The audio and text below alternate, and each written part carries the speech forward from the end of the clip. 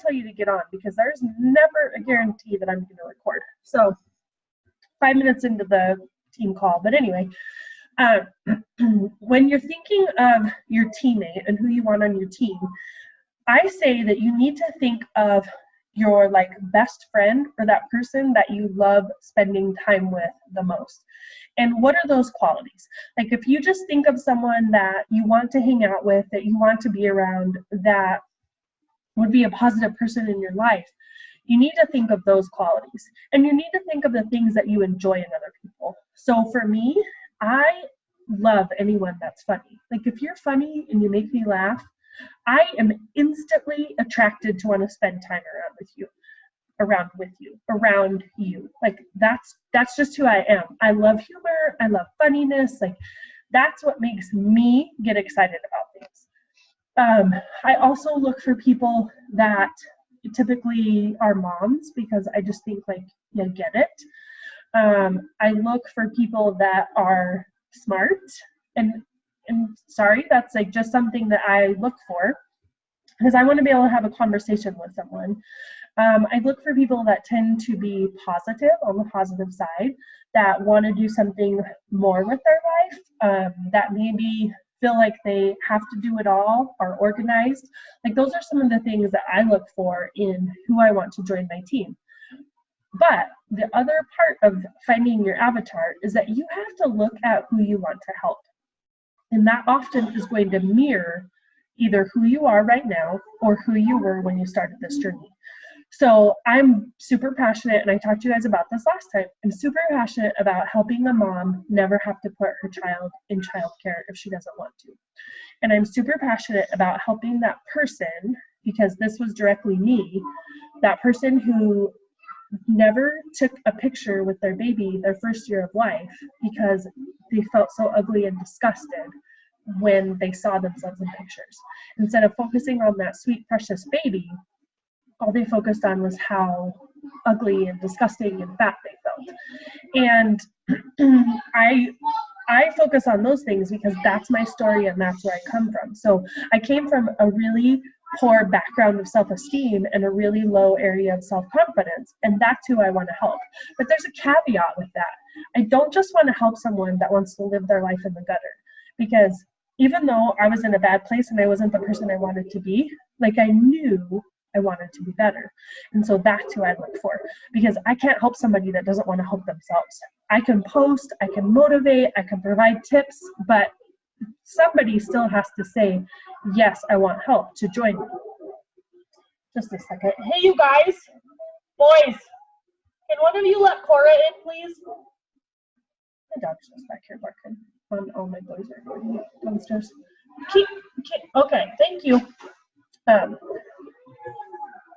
So I also look at where else in my story the people I want to help. So people that have debt and want to have a better financial relationship, or people that have dabbled in fitness but haven't found something that works. That's all my story, and that's the people that I want to help, and that's who you are relating your post to.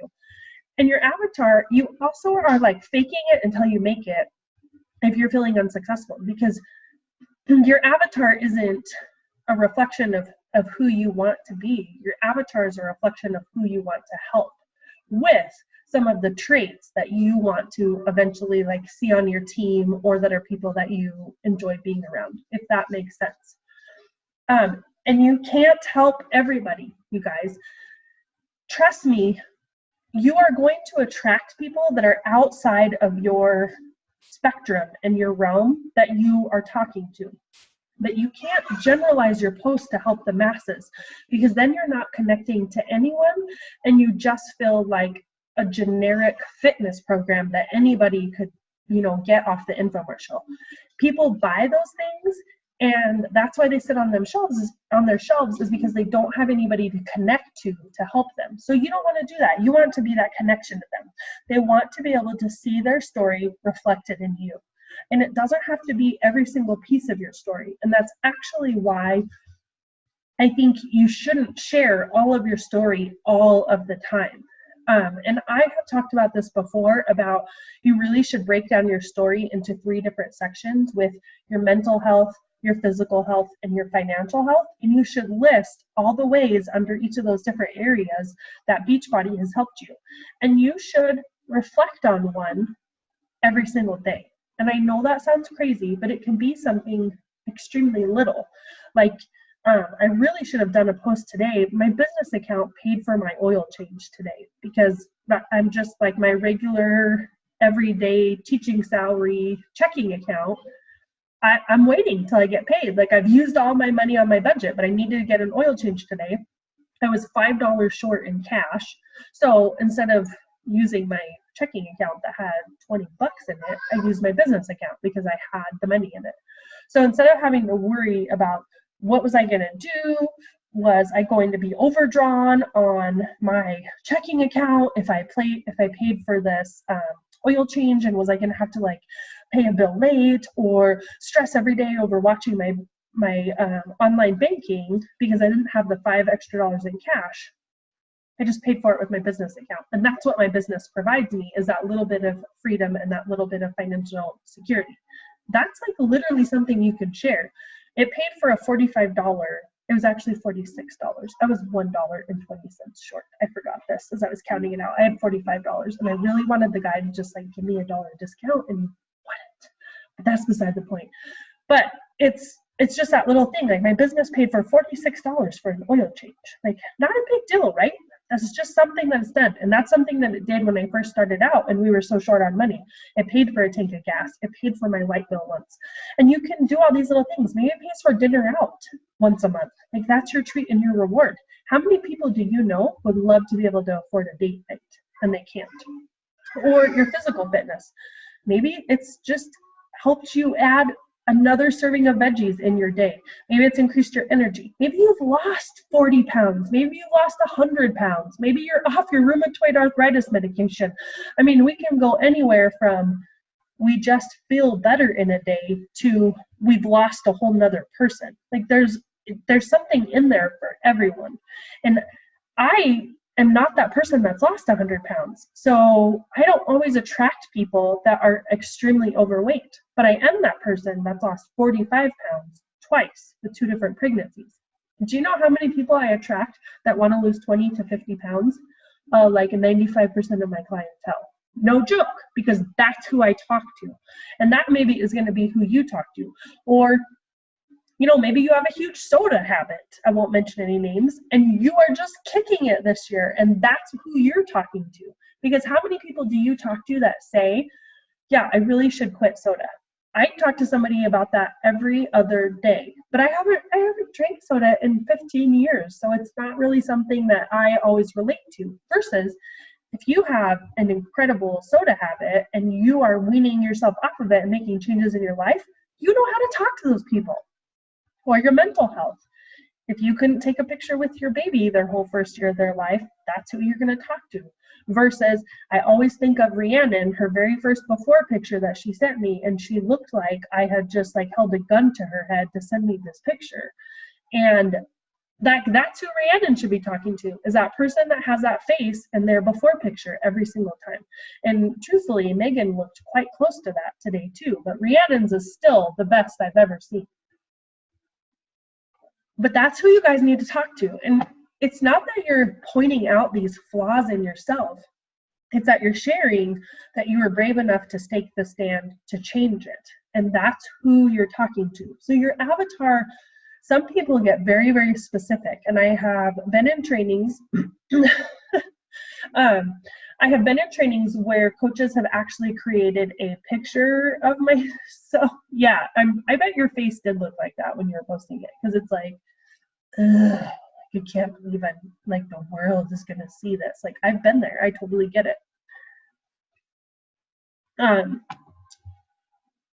Some people get super specific in that they even like cut a picture out of a magazine and they name their avatar, and they are very specific, like their avatar is female, 32, with 2 kids and a dog, and they work full time. I mean, and you can. And if that's what helps keep you focused about who you're talking to, then that is what will help you. So I know a lot of you guys are in the medical field on our team, which is interesting to me because I'm not, but because I am naturally a teacher and a helper, and I think that goes along with that. I think that's where I attract a lot of nurses on our team too, because you are a teacher and a helper and you have that passion and care for people. And truthfully, I think there's a lot of nurses in Beachbody because you just know how important your health is and you see it all the time. But maybe that's who you're talking to. Maybe you're not necessarily talking to someone in the medical field, but maybe you're talking to a certain type of patient that when you work with them, it like breaks your heart. Or maybe you are talking to those nurses because let's face it, how many times do we see a doctor and a nurse that is overweight or doesn't take care of themselves, doesn't get enough sleep, is chugging pop, literally, and I'm not teasing you on this here, Megan, like is literally chugging pop and coffee and stimulants to stay awake, and you see that on a firsthand basis, being in the medical field. So maybe that's who you're talking to. Maybe you want to move from that person or how you felt to, I know, you've been amazing with it. That's why I can keep talking about it, because I feel like you're in the safe zone. Like we're 15 days, we're good. It's not going to trigger you into a relapse. So, but that's what you need to think about is who is that person that you're wanting to help, or who is that person that you work. And as I was saying, you can't help everybody because your post becomes too generic. But believe me, if someone sees their story in you and what you share, then they will attract to you. Yeah, so see, like that's who you should be talking to too, Rhiannon, because that's your life and that's your history. I was gonna see one more thing with that. Does that make sense? Do you guys have questions on avatars, or is there any specific question that you have about it?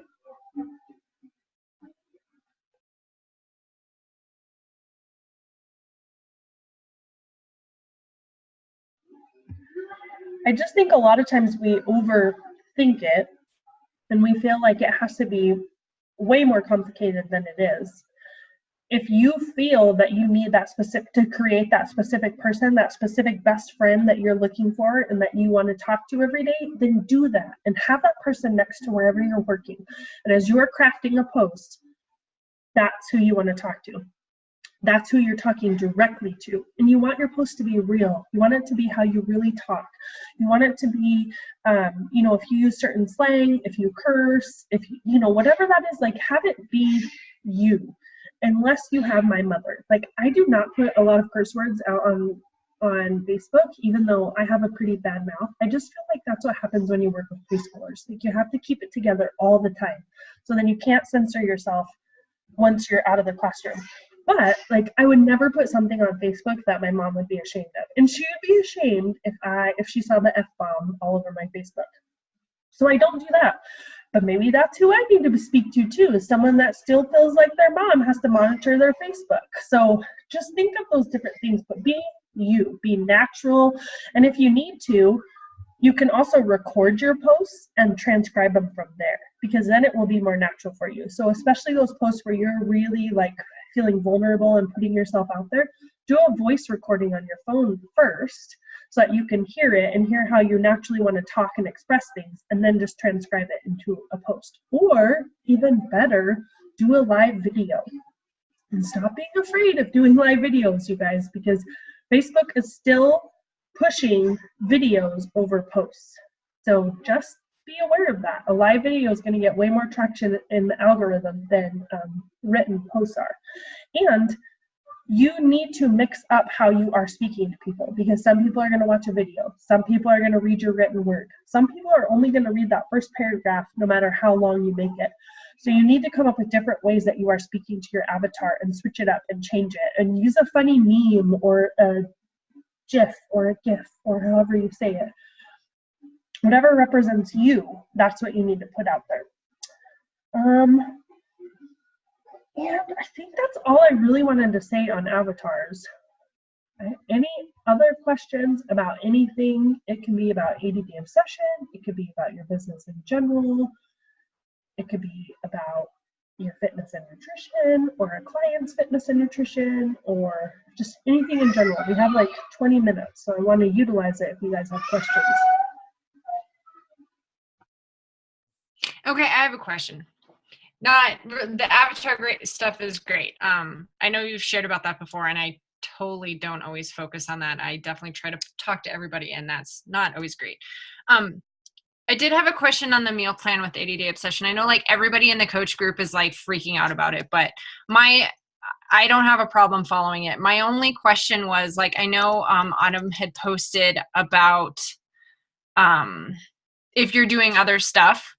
I don't think she specifically said running. Like I'm running every day. It's not, I haven't ran more than, I think last week I ran 2 miles was the most I ran every day, but I'm consistently running every day because I'm doing a streak with one of my running partners. So I don't know if I should just do maintenance or stick with, I think I fall into plan B. But like today I'm okay, but I'm like definitely feeling hungry. And so I'm like, okay, dinner needs to happen soon. But I wasn't sure if I should just wait a week or two and see how it goes, or just strictly just go into maintenance. Well, I feel like running is already part of your everyday life. Hold on, let me look at this calorie calculation. So, but I know like you have very sporadic eating habits, and I know you were up early. So, are you eating your dinner within your 2 to 3 hours? Today? Uh-huh. This afternoon is probably a little stretched. Okay. Are you than using what I the normally performance do. line? What? Are you using the performance line? Okay. Yeah, I've been using the Energize and the Recover for a long while. I haven't done the recharge yet. I need to get that. Something else I need to tell you, this program is 80 days with the rest days. Oh, is it? Okay. Yeah. I don't know why. One of 90 and I'm like, I'm confused. No. So I saw you post that today and I was like, no, that's not. It's 80 days. It's 80-day session. She films it for 80 days. My bad, because I'm following the leader. I saw somebody else post. I'm like, oh yeah, okay. And then it's like, yeah, no, I'm a spaz. No, that's okay. I can't. Oh, I think my. I just want to look at something before I answer this for you. No, I totally left it at home. It's all calculated times 11, right? Like we don't have an 11, 12, or 13. So I don't know. I think. Are you maintaining or are you trying to lose weight? I feel like I've been maintaining for like ever. So. But is that what you calculated yourself at? Maintenance? No, I did it for weight loss. Okay. So tell me what you think your weight loss needs to look like. I don't think I don't want to lose pounds, I guess. I've been at like 160, between 155 and 160 for like a year, which is fine. I don't have any problem there because I think that's where I naturally sit. I want to tone and build muscle is more what I'm wanting, I guess. Like I don't necessarily feel that I need to lose 10 or 15 pounds or anything like that. Like if I did, fantastic, but if I don't, it's not going to hurt my feelings. Well, then I don't think you need to calculate at a weight loss. So then do it for maintenance. Yeah, but then I wouldn't add anything else in. Like you need to follow it at the maintenance. Yeah. Even with your running, because I feel like that's already a part of your natural standing calorie burn daily now. But kind of look at how you're feeling and see. But I mean, I would, you're going to recalculate every 30 days. And I just think of like Meg really shared that she had to recalculate, I think sooner than 30 days because she was dropping weight pretty fast and getting lower than she wanted. Right. Like I would not be surprised if people lose 10 to 20 pounds, a normal person with extra fluff that they want to lose. If they're following the workouts and the time nutrition, I'm not going to be shocked if people lose 10 to 20 pounds this first phase, which is why I think she makes you recalculate every phase. Right. That makes sense. So if I were you, I would really like stick to what the maintenance for the first phase and see where you're at. And then if you feel like my body composition isn't changing, because within 30 days you should see some movement at the level that we're doing these at, plus you're running, then I would look at doing some different things. But here's the thing about doing extra stuff. you really can put yourself into a situation where you have to go even up another plan. Mm-hmm. So, I mean, just pay attention to how you're feeling and what you're doing.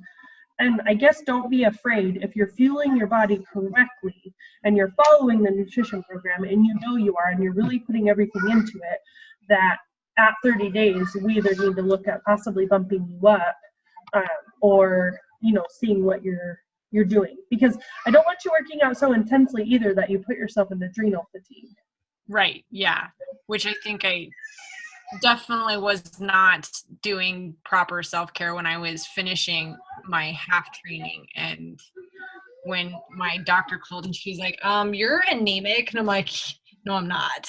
But I don't think I was eating enough and I was running too much and not fueling properly. So I was just not good. But I feel better because up until like the first of the year, I didn't run very often. It was kind of sporadically. So it was kind of just the first that I've really started running every day.